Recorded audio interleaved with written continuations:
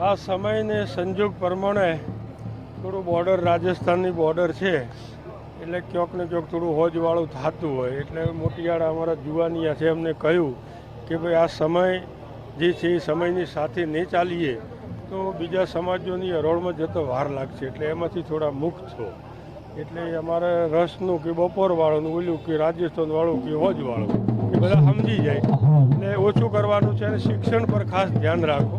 શિક્ષણ છે એ જ મેન પાયો છે, પ્રગતિનો પાયો શિક્ષણ છે. જ્યાં સુધી શિક્ષણ નહીં હોય ત્યાં સુધી એ અત્યારના સમયમાં હમણાં એક નવું સૂત્ર આવ્યું હતું કે બટોગે તો કટોગે. તો મેં રાવણની રાજનીતિ વાંચી ત્યારે જોયું કે 4-5 મુદ્દાઓ લક્ષ્મણને અને રામને કીધા. ત્યારે રાવણે છેલ્લે એમ કીધું કે રાવણ મહાન હતો, બધું 4 યુગનું રાજ માગી લીધું હતું પણ આયુષ્ય નહોતું માગ્યું. ગમે એવો ડાયો માણસ ભૂલ કરી દે. એટલે ક્યાંક ને ક્યાંક સમાજમાં રાજકીય ટોટિયા ખેંચ હોય પરંતુ સમાજને નુકસાન પહોંચે એવું ન થાય એના માટે એમને કીધું કે રાવણ એટલા હોશિયાર હતા, એમને ખબર હતી કે રામના હાથે મરવાનું છે ને મારા રાજનો સત્તા કદાચ રામ લઈ લેશે. એટલે એમણે એમના ભાઈ વિભીષણને ત્યાં મૂકી દીધો અને પછી કીધું લક્ષ્મણને કે મને ખબર જ હતી થવાનું છે પણ મારી ગાદી ઉપર મારા ભાઈ બેહે, મારો માડી જાયો બેહે એટલે જ મારા ભાઈને ત્યાં મૂક્યો છે. એના ઉપરથી બધા શીખવું જોઈએ કે સમાજને કઈ દિશામાં લઈ જવો છે.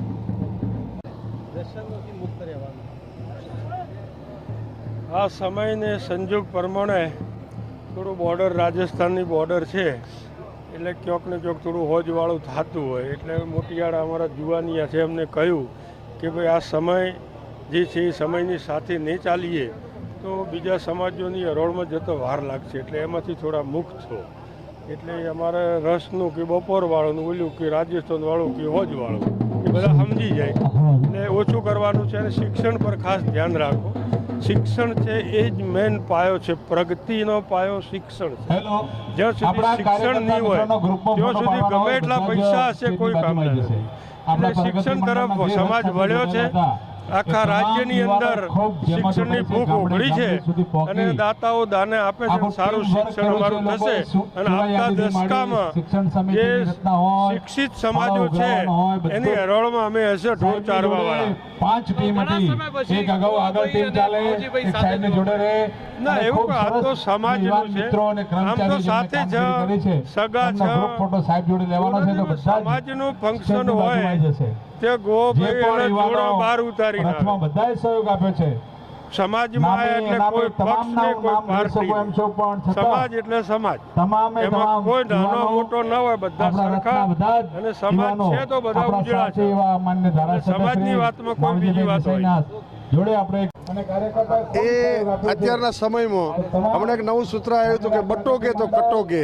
તો મેં રાવણની રાજનીતિ વાંચી ત્યારે જોયું કે 4-5 મુદ્દાઓ લક્ષ્મણને અને રામને કીધા.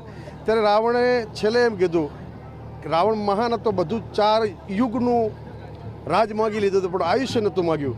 ગમે એવો ડાયો માણસ ભૂલ કરી દે. એટલે ક્યાંક ને ક્યાંક સમાજમાં રાજકીય ટોટિયા ખેંચ હોય પરંતુ સમાજને નુકસાન પહોંચે એવું ન થાય એના માટે એમને કીધું કે રાવણ એટલા હોશિયાર હતા, એમને ખબર હતી કે રામના હાથે મરવાનું છે ને મારા રાજનો સત્તા કદાચ રામ લઈ લેશે. એટલે એમણે એમના ભાઈ વિભીષણને ત્યાં મૂકી દીધો અને પછી કીધું લક્ષ્મણને કે મને ખબર જ હતી થવાનું છે પણ મારી ગાદી ઉપર મારા ભાઈ બેહે, મારો માડી જાયો બેહે એટલે જ મારા ભાઈને ત્યાં મૂક્યો છે. એના ઉપરથી બધા શીખવું જોઈએ કે સમાજને કઈ દિશામાં લઈ જવો છે. આ સમયને સંજોગ પ્રમાણે થોડું બોર્ડર રાજસ્થાનની બોર્ડર છે એટલે ક્યાંક ને ક્યાંક થોડું હોજવાળું થતું હોય એટલે મોટિયાળા અમારા જુવાનિયા છે એમને કહ્યું કે ભાઈ આ સમય જે છે એ સમયની સાથે નહીં ચાલીએ તો બીજા સમાજોની હરોળમાં જતો વાર લાગશે એટલે એમાંથી થોડા મુક્ત છો એટલે અમારે રસનું કે બપોરવાળું ઓલું કે રાજસ્થાનવાળું કે હોજવાળું એ બધા સમજી જાય એટલે ઓછું કરવાનું છે અને શિક્ષણ પર ખાસ ધ્યાન રાખો. શિક્ષણ છે એ જ મેન પાયો છે, પ્રગતિનો પાયો શિક્ષણ છે. જ્યાં સુધી શિક્ષણ નહીં હોય ત્યાં સુધી